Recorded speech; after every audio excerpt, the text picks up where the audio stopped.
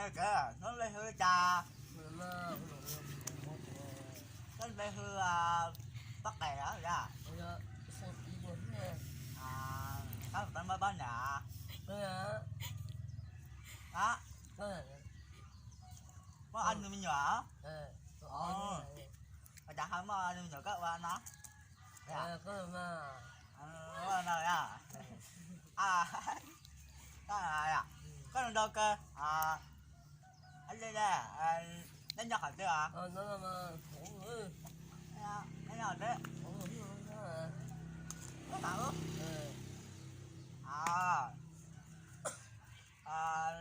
có ở trên sân à, khổ là mà ý là ít sân, ít sân thứ,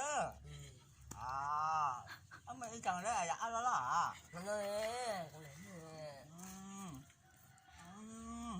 ít sân, ăn được bao nhiêu đấy nó hay cứ là đó là,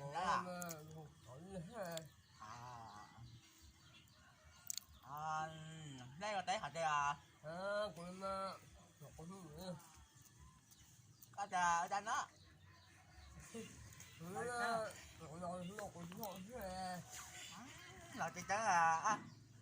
như cách trời à, dạ cách trời á, dạ dạ, có cái cửa lên nó xa, có nó xa, thế à, có là chỉ quá thì nó xa có à, dạ, nó xa.